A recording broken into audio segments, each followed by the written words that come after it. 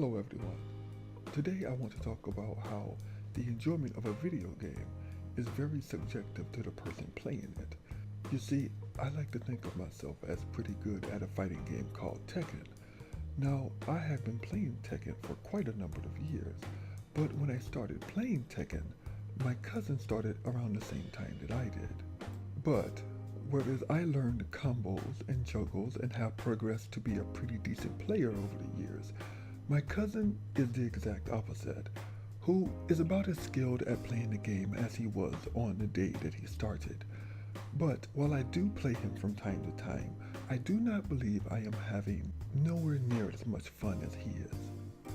I mean, you would think that since I'm taking the game a little bit more seriously and learning the in-depth combos and playstyles that I would be having more fun, but I'm not exactly sure that that is the case because over the weekend I had my cousin over to visit and I swear I had to beat him like 20 times in a row, but the look of utter enjoyment on his face after every loss, well, it interested me.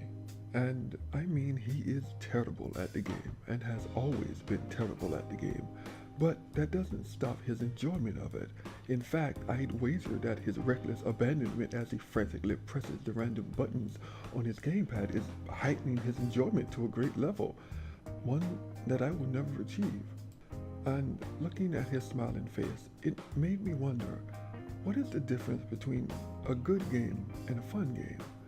And that made me rethink just why I play games in the first place.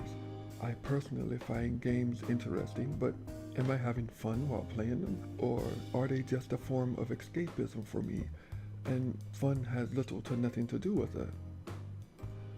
So now I'm curious as to where does that line cross? What would I have to do to experience it? So I would like to ask you from your own personal experience, when was the last time you just stood up and laughed and smiled at a game for more than a second?